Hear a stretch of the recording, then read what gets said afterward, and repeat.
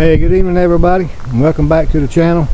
Today we're going to walk out here to the garden and just do a little quick through. It ain't going to take but a minute, but I wanted to show you the progress of the tomatoes and the blackberries that I showed you last week.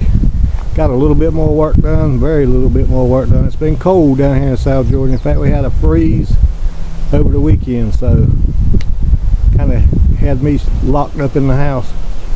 So y'all come join me as we head out towards the garden. I'm going to show you my tomatoes and the progress that they've made. I did a video on March the 9th to show you the plants that we had just put in the ground. They had been in the ground about a week and a half or so. And just to compare the growth, today is March the 14th. So this is how much they've progressed. I did have to take them out of the garden. We had a freeze over the weekend, so I took them back in my little shed and put some lights on them just to kind of help them weather that cold snap that we had, and they look good. Moving them around, I kind of disturbed them a little bit, but they're looking great. Also went ahead and set me some posts, set some 4x4 posts, getting ready to trellis these plants up. I'm going to use a regular hog wire or cattle wire and just run it from one post over to the other and then just tie them off to the post. These are the blackberries that we saw in the last video, and they were just starting to put leaves on, and you can see within another couple of weeks these things are going to be really pretty, and I hope we get some blackberries. I'll keep you posted on that.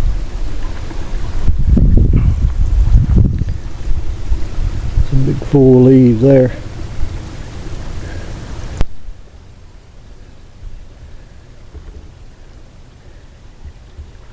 Okay, so my water is on right now out here in my system, so I'll show you how I got it set up.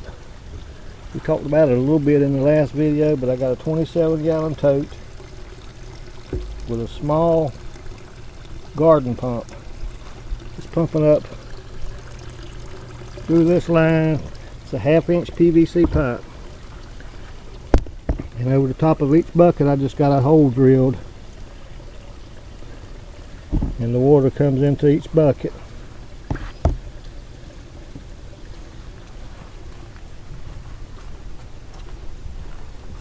And it returns out of the bottom of the bucket. If I can get my hand in there. Right here just got a 1/2-inch drain pipe on each one of my buckets. And the water returns into a storm gutter right here. Storm gutter's put in there just at a slight angle, and it comes back to the sump. It's about the easiest system that I've ever used. It's kind of fail proof. You just have to keep an eye on it. Make sure you got water and nutrients in your sump. Make sure that all the water going into each plant is not plugged in any kind of way. I've got it all set up on a timer. Comes on 3 times a day. I don't water at night. Comes on 3 times a day. It runs for about 20 minutes. Make sure the perlite stays moist and the plants just flourish.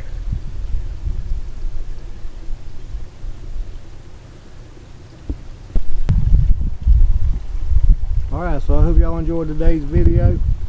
I'll be bringing y'all updates as we move along with this process. It is all a work in progress, so I'll be showing you projects as I get them started and as I get them completed. I have already got squash, cucumbers, some peas, some beans, different things sprouted. So they'll be coming out to the hydroponic system here real soon. I'll walk y'all through how I set all that up and how I get it going, and I hope y'all will join me.